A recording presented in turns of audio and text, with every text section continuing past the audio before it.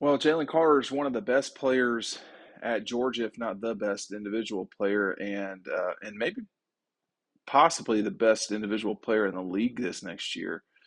Kirby Smart was talking about him earlier this week, and he talked about the standard at which the guys who are at his position, Devontae Wyatt, Jordan Davis, Trayvon Walker, etc., Julian Rochester, the way that they practice and the way that they set themselves up for success, that's something that he wants Jalen Carter to follow and keep moving forward with as a program.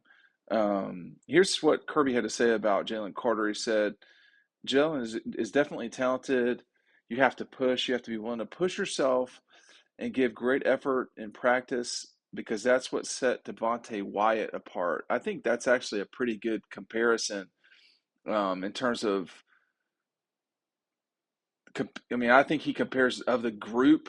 He compares the most to Devontae, and is completely true that Devontae Wyatt worked himself into the position he's at right now, which is very possibly a late first round draft pick. That's amazing.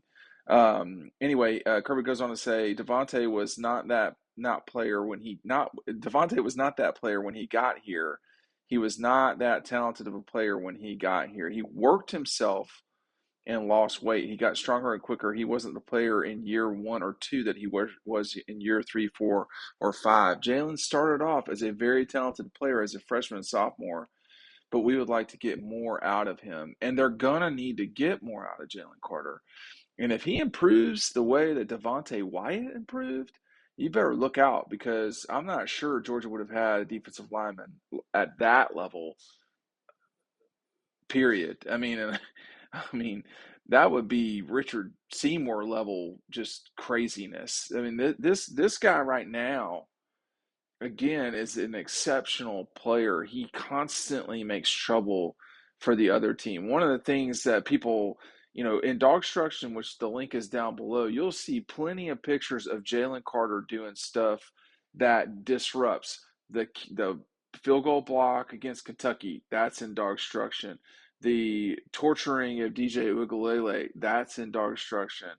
I do not have the picture of him blocking the kick against Alabama, but that changed that game in many ways. The very next play, there's so many game-changing plays.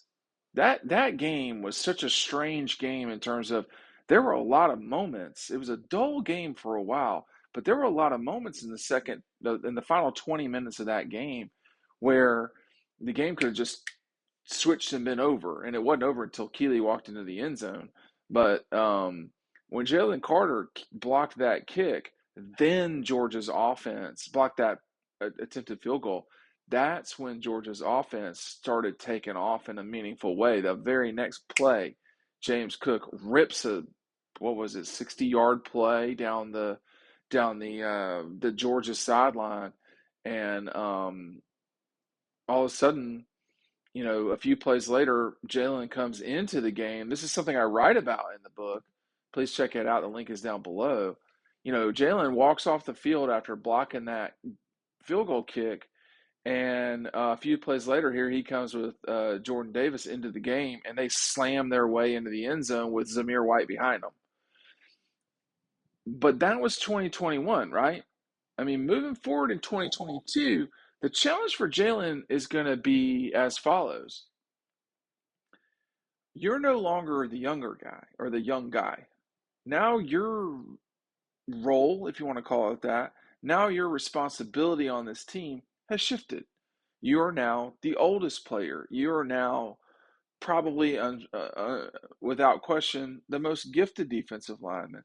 The expectations for you have ratcheted up. Now you are the leader. Now you are the one that everyone's going to be watching. It's going to be different for Jalen Carter, and the money's on the table. Now the money is on the table. He's got an NFL season in front of him. He's done a lot already. He has, but I mean, it's not out of the question that he could be the number one overall pick. I mean, I'm not just saying that. You watch the way guy plays. But the difference between, being number one overall or being like number 20 is going to be made up with what he does this season. And, every lift, what do you eat? How are you driven mentally? Are you there every single day in practice? Do you want to be great? All of these things will be what gets him to a massively high pick. He's gonna get game-changing money no matter what when he life-changing money no matter what when he goes to the NFL. But what will his legacy at Georgia be? What will his day-to-day? How will he determine day-to-day what